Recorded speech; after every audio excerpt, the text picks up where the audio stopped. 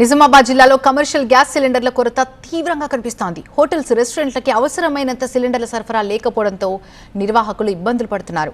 డిమాండ్కు తగిన విధంగా సప్లై లేకపోవడంతో వ్యాపారంపై తీవ్ర ప్రభావం పడుతోంది. కొన్ని చోట్ల తోపుడు బళ్ల టిఫిన్ సెంటర్లు మూతపడ్డాయి. కమర్షియల్ గ్యాస్ సరఫరాను పెంచాలని హోటళ్లు, రెస్టారెంట్ల నిర్వాహకులు ప్రభుత్వాన్ని వేడుకుంటున్నారు. మరింత సమాచారం మా కరెస్పాండెంట్ ప్రభాకర్ అందిస్తారు.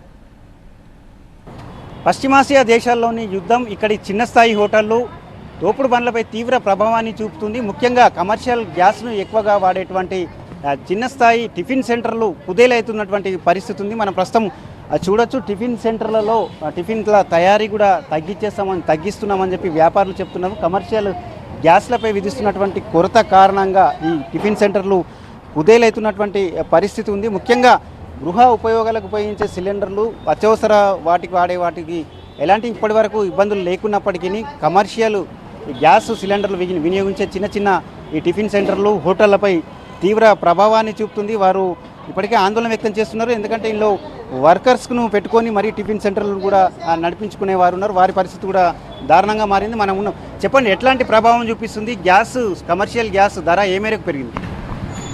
సార్, ఇప్పుడైతే సమస్య గ్యాస్పై చాలా తీవ్రంగా ప్రభావం పడింది మా హోటల్స్ వాళ్ళకైతే.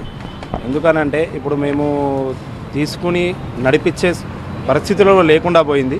ఎందుకంటే గ్యాసు ధరలు పెరగడం, గ్యాసు దొరకకుండా చాలా కొరత అయితే చాలా ఏర్పడింది.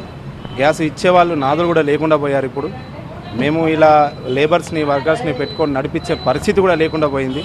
అందుకోసం మేము టిఫిన్స్ కొన్ని తగ్గించి కూడా క్రమబద్ధీకరణలో చేయడం కూడా మేము మొన్నటి నుండి చేస్తున్నాము. ఎందుకు అని ఈ గ్యాసు అనేది మెయిన్ ఇంపార్టెంట్. మాకు గ్యాసుతోటే వర్క్ అండి.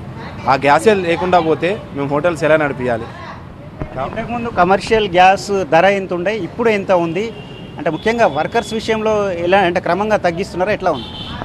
లేదండి, వర్కర్స్ విషయంలోనైతే తగ్గిస్తున్నాము. వర్కర్స్లో కాకుండా నార్మల్గా మేము ఐటమ్స్ తగ్గించి వేయడము. ఎందుకంటే వర్కర్స్ కూడా వాళ్ళ జీవనాధారం కూడా మా పైనే ఉండడం, మా జీవనాధారం కూడా టిఫిన్ సెంటర్ పైన నడవడం. కాబట్టి మేము కూడా వాళ్ళని ఉంచే నార్మల్గా ఐటమ్స్ తగ్గించి మా గ్యాస్ని నిల్వ చేసుకోవడంలో మేము కూడా కొంచెం, ఇంతకుముందు వచ్చేసి 1900, 1850 రూపాయలు ఉండే సిలిండరు ఇప్పుడు 2300కు చేరింది. అయినా కానీ ఆ పరిస్థితిలో తీసుకుందామన్న పరిస్థితిలో ఉన్నా కానీ దొరికేంత లేకుండా పోయింది మార్కెట్లో గ్యాస్ అండి. అది మాకు ఇది ఏదైనా కానీ గవర్నమెంట్ తొందరగా, ఏ గవర్నమెంట్స్ అయినా కానీ ఇది తొందరగా చర్య తీసుకొని మాలాంటి చిరు వ్యాపారుల మీద ఇబ్బంది కలగకుండా చర్య తీసుకోవాలని చెప్పి కోరుకుంటున్నామండి. ముఖ్యంగా కమర్షియల్ గ్యాస్ ఎంత ధర వెచ్చించి కొందామన్నా కానీ దొరికే పరిస్థితి లేదని చెప్పి ఈ హోటళ్ల నిర్వాహకులు అయితే ఆవేదన వ్యక్తం చేస్తున్నారు. కెమెరా పర్సన్ అరవింద్తో దివాకర్, TV9, నిజామాబాద్.